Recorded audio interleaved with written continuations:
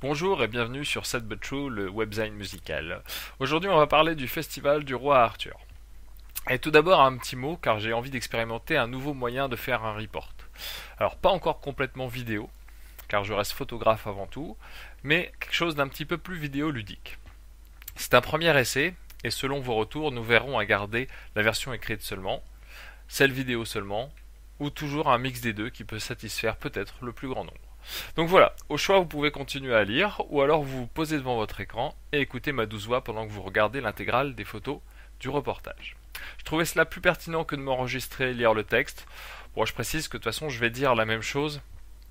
J'écris d'abord et j'enregistre ensuite. Mais revenons au festival.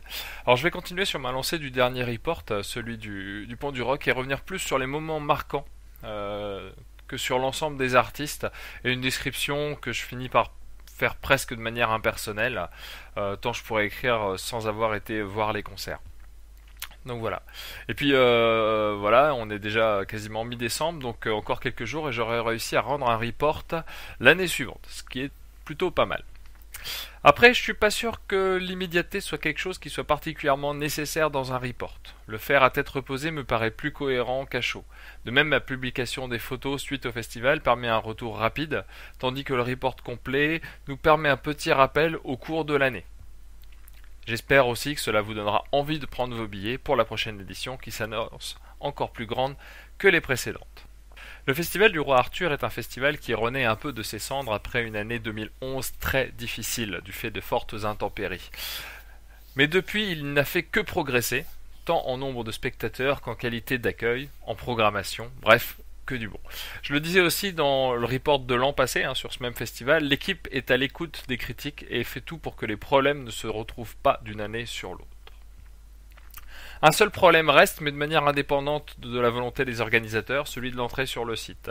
Malgré un nombre accru de personnel de sécurité, l'entrée sur le site peut être longue si l'on arrive un peu tard. Vigipirate et fouille des sacs oblige.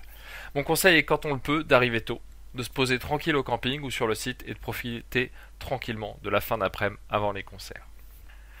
Allez, on en vient au concert. J'étais venu voir différents artistes que je n'avais pas encore eu la chance de voir sur scène et d'autres que je connaissais bien. Et j'ai passé un super week-end devant ces concerts. Ainsi, j'ai pu encore assister à un grand show de trio. Bien orchestré et travaillé au millimètre. Leurs textes ont grandi avec leur manière de faire des concerts. Bien plus engagés, leur message passe autant dans les chansons que dans leur représentation sur scène. On sent qu'il y a derrière toute une équipe, ainsi qu'une véritable envie d'être là et de se faire plaisir. Le groupe suivant, c'est Matmata. C'est un groupe parmi d'autres où je regrettais de ne pas avoir pu les voir sur scène avant leur arrêt. Mais voilà qu'ils reviennent avec un nouvel album, lui aussi engagé et toujours dans la même veine. Bref, j'aime particulièrement ce qu'ils font. Et voilà qu'ils montent sur scène, très attendu par la foule massée sur le Mafeu. Et là encore, bonne surprise, super concert mélangeant un grand nombre de nouvelles chansons avec celles très attendues par le public. Pour les groupes qui suivent, beaucoup de découvertes sur scène. Je connaissais la musique de certains, mais pas de tous. On retrouvera aussi des groupes plus ou moins habitués de la scène, mais qui dégagent tous une sacrée énergie dont on a plaisir à être là, à les écouter et à prendre des photos dans le même temps. J'ai donc découvert Flavia Coelho, pimpante sur scène et qui nous transporte dans un autre pays, dans d'autres paysages, mais pas plus chaud car ce soir sur la prairie il faisait un temps parfait pour profiter des concerts. Ensuite, j'ai pu retrouver Féfé, quelques années après l'avoir vu pour la première fois. On retrouve un artiste accompli et qui sait autant faire le show que faire bouger la foule. Lui aussi a sorti un nouvel album et son concert est un mélange de ses nouveaux morceaux avec ses précédents succès. C'est un peu moins mon genre, mais je sais apprécier une belle prestation dans tous les cas. Il y a eu aussi El Gato Negro, et si vous me lisez depuis quelque temps, vous savez que j'aime les groupes où ils sont nombreux et avec des instrus dans tous les sens. J'aime aussi beaucoup les musiques latines, alors là j'ai été servi. Une nouvelle bouffée de chaleur dans la fraîcheur du soir qui arrive. Dans les groupes plus jeunes mais avec une sacrée pêche, on retrouvera Pogo Car Crash Control ainsi que Caviar Spécial. D'un côté, on a un groupe qui porte bien son nom, Pogo, tant cela bouge et part dans tous les sens sur scène. De l'autre, c'est un peu plus posé, mais à peine, et cela ravira dans tous les cas ceux qui aiment les guitares qui claquent.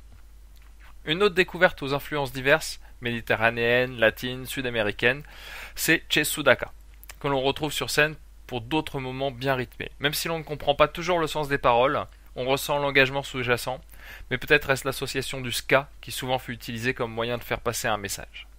Une demi-découverte avec The No Face, où l'on reconnaît bien la patte des musiciens de Skip the Use. Si l'on aime Skip the Use, on aimera The No Face. Et sur scène, si Omad Jali remplace Matt Bastard, on retrouve autant d'énergie, autant de sauts, de mouvements sur scène. Bref, toujours aussi difficile de faire des photos, mais beaucoup de plaisir à les voir sur scène.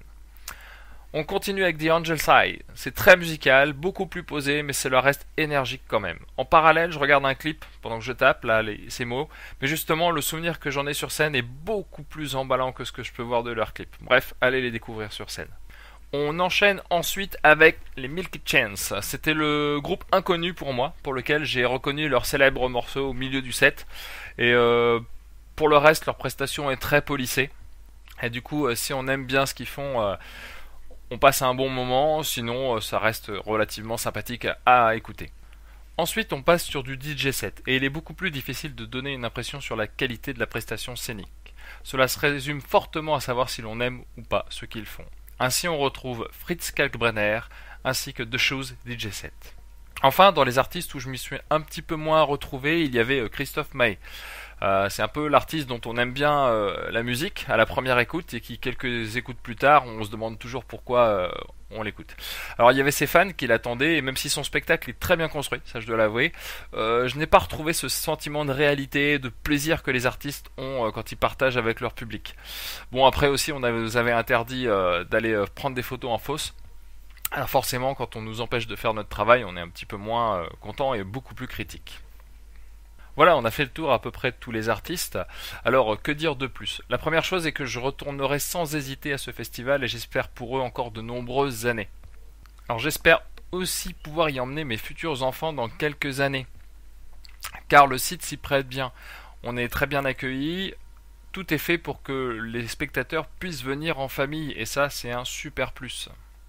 L'ambiance est bon enfant, le site est suffisamment grand pour ne pas être écrasé par la foule, et la sécurité ainsi que les bénévoles font tout pour que tout le monde passe le meilleur festival possible. C'est vraiment très agréable.